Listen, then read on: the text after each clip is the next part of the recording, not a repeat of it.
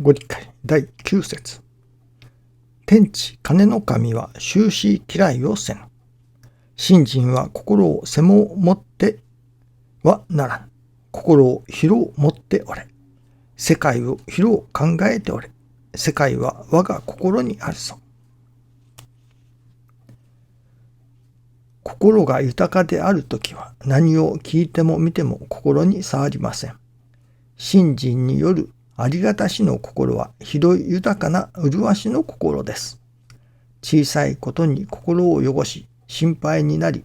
心が穏やかでないときはこのありがたしの心が欠如の印です。気の抜けたサイダーのようなものです。終始嫌いをせぬ根高教なのに、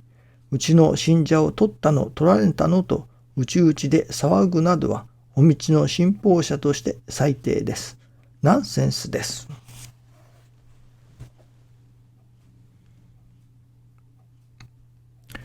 よく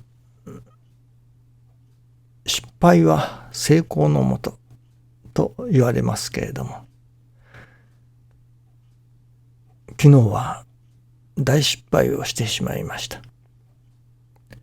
それはこの録音させていただいているのですけれども、ビデオとは別にマイクで録音していますが、その録音のレベルがいつもはまず始める前にチェックするのですけれども、昨日はうかつにそのチェックを忘れて、お話が終わって見てみましたら、録音した波形が異常に小さいのですね。それで調べましたら、なんといつもはその 85% で録音するのですが、何の表紙かどうしたことか 36% というマイクの音量が随分下がっておりました。それで後でそのことに気づかせていただき、編集の段階で音量を増幅させていただいたのですけれども、やはりノイズが乗っておりました。どうしても増幅しますとノイズまで大きくなりますから、これは仕方がないかと。それでもカメラについているマイクよりかは音が良かったので、その小さな声で録音されたマイクの方の音を使いましたけれども、腐ってもタイというけれども、腐ってもタイだなと思わせられたことでした。マイクの方がデジタル録音ですので、やはり直接デジタルで録音しますので、やはり感度がいいというのか、雑音が少ないわけですね。そういうことを昨日は思わせられて、その失敗したわけですけれども、そのおかげでいろいろなことが分かりました。またもう一つは、そのある方のことを聞かせていただき、どうしたらこの方がより助かられるだろうか、より良い生き方になられるだろうかと思うのですけれども、何かお話を伺っていると、生きる目的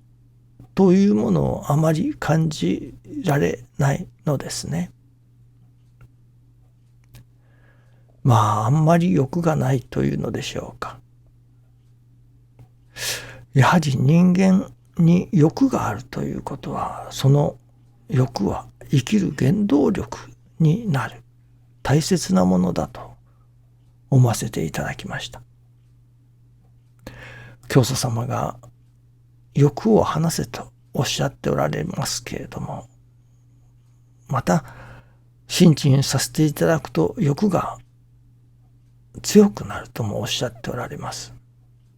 師匠もその欲を離して、またその欲が膨らんでくると、どういう欲か、それは我情我欲の欲を捨てた向こうに人を助けたいという、いわば神様のお役に立ちたいという欲が膨らんでくるものだ。いよいよ人を助けたいという欲が強くなる、膨らんでくる。私どもがやはり生きる原動力となるものは、神様のお役に立ちたいというその欲というのでしょうか、願い。やはり生きるための目的というものを持たねばならない。目的がない人はかわいそうだなと思いますね。生きる目的というのでしょうか。このマイクの件でも、より良い音を届けたい。それはその方が神様のお役に、より良いお役に立つことに違いないと思うからですね。その私にとっては今は、それこそ昔からですけれども、ある時点から神様のお役に立ちたいという思いがやはり